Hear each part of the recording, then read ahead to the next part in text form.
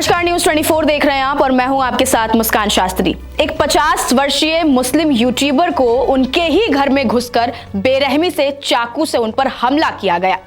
हमले की गंभीरता का अंदाजा इसी बात से लगाया जा सकता है कि हमलावर जो आए थे वो जान मारने के इरादे से ही आए थे।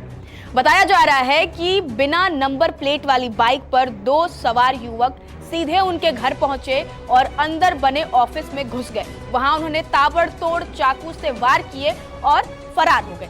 हमला इतना क्रूर था कि सामने आई तस्वीरें विचलित करने वाली हैं।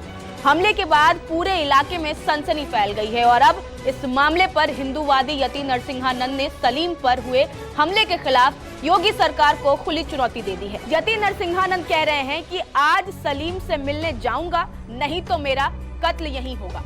जरा सुनिए क्या कुछ कह रहे हैं। योगी सुन, आज तेरी पुलिस को मुझे मारना पड़ेगा। मैं सलीम भाई को देखने जाऊंगा, पूरी ताकत लगा दे। आज केवल मेरा कत्ल हो। अगर मैं अपने बाप की औलाद हूं, अगर मैं अपने गुरु का चेला हूं, मैं यति नरसिंहानंद गिरी, आज केवल मेरा कत्ल करके तू मुझे रोक सकता है, नहीं तो मैं सलीम भाई से मिलने जाऊंगा। मैं तेरी तरह नहीं हूं, मुसीबत में पड़े अपने साथियों को छोड़ दूं। जा रोक ले, आज तेरे ये लोग मेरा कत्ल करेंगे। जब रुकूंगा, और कत्ल ऐसे ही नहीं करेंगे, जितने सामने पड़ेंगे सबको मार दूंगा। मैं तेरी तरह नकली हिंदूवादी नहीं हूं, ना मुझे मुख्यमंत्री बनना, ना मुझे प्रधानमंत्री बनना। और तेने आज अपना मुकद्दर फोड़ा है। आज बिना मतलब मुझे छेड़ के, मतलब मैं अपने साथी को मरते हुए साथी को भी देखने ना जाऊं। तेरे से 1000 गुना बड़ा सनातन का काम करा सलीम भाई ने। मैं सलीम भाई से या तो आज मिलने जाऊंगा, या मैं इस मंदिर में मैं आज मारा जाऊंगा। हर हर महादेव, हर हर महादेव, हर हर महादेव। सुना आपने। अब सबसे बड़ा सवाल यही है, जब कोई व्यक्ति अपने ही घर में सुरक्षित नहीं है तो कानून व्यवस्था की स्थिति पर क्या कहा जाए। आखिर हमलावर कौन थे और इस वारदात के पीछे क्या असली वजह है, चलिए आपको सब बताते हैं। मशहूर यूट्यूबर सलीम वास्तिक, जो पहले मुस्लिम थे और टीवी शो में अपनी पहचान के लिए जाने जाते थे, उत्तर प्रदेश के गाजियाबाद में अपने घर में कई बार चाकू मारे जाने के बाद हॉस्पिटल में गंभीर हालत में। घटना के संबंध में पुलिस ने बताया कि हमला शुक्रवार सुबह अशोक विहार कॉलोनी में हुआ, जिसके बाद इलाके में सनसनी फैल गई है। उत्तर प्रदेश के गाजियाबाद से आई ये खबर सिर्फ एक हमले की नहीं, ये उस खौफ की कहानी है जिसमें अब लोग अपने घरों के भीतर भी सुरक्षित नहीं है। बता दें कि सलीम वास्तविक 0007 नाम से यूट्यूब चैनल चलाने वाले सलीम गाजियाबाद के लोनी के रहने वाले हैं। उन्होंने एक आम मुस्लिम बच्चे की तरह आजाद स्कूल से दीनी तालीम भी हासिल की है। हालांकि वो चर्चा में तब आए जब उन्होंने इस्लाम धर्म को छोड़ने का ऐलान किया और खुद को एक्स मुस्लिम घोषित कर दिया। ऐसा करने के बाद वो लगातार इस्लाम धर्म, मदरसों की शिक्षा और मुस्लिम समाज की आर्थिक स्थिति पर कड़े सवाल उठाने लगे। सलीम का मानना था कि मुस्लिम समाज में फैली कुरीतियों और हलाला जैसी प्रथाओं के खिलाफ बोलना जरूरी है। अपने बेबाक बोल की वजह से ही वो कट्टरपंथियों के निशाने पर आ गए। वो टीवी शो में अपनी बेबाक राय रखते थे। उनकी यही बेबाकी उनकी जान की दुश्मन बन गई है। माह रमजान में उन पर सुनियोजित हमला कराया गया और अस्पताल में वो जिंदगी और मौत की अब जंग लड़ रहे हैं। उनकी बेबाकी ने उन्हें एक वर्ग में लोकप्रिय बनाया, लेकिन कट्टरपंथी सोच रखने वाले लोगों के वो निशाने पर भी लाकर खड़ा कर दिया। अब सवाल ये है कि क्या विचारों से असहमति का जवाब चाकू से दिया जाएगा? क्या किसी धर्म की आलोचना या उससे अलग होना अब जान लेने की वजह बन जाएगा?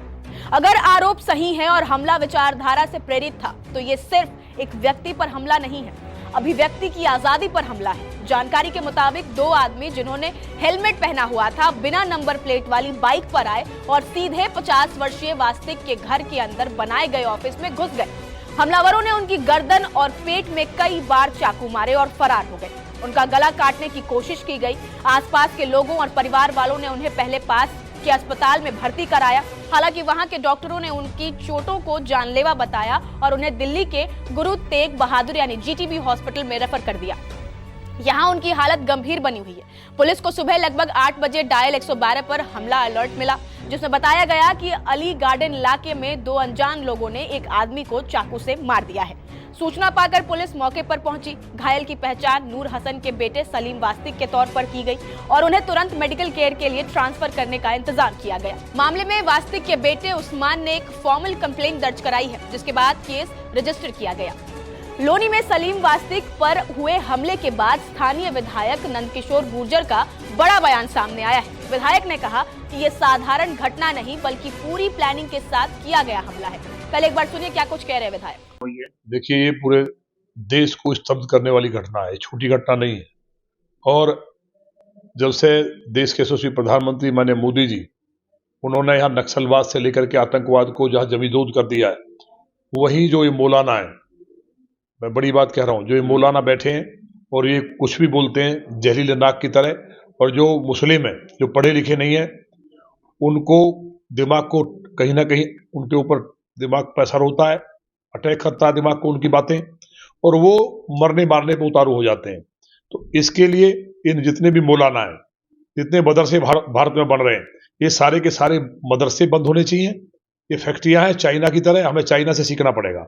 लंदन डिस्टर्ब हो गया है, ऑस्ट्रेलिया डिस्टर्ब हो गया है, तो यहाँ इंडिया के अंदर भी जो मुस्लिम है, जो देश के साथ है, उनके साथ तो अच्छी बात है, लेकिन जो इस तरह की बातें करके लोगों को भड़काते हैं, सलीम ने अपनी कोई बात रखी, ये देश संविधान से चलेगा, तो इनको उसमें FIR करानी चाहिए, कानून है।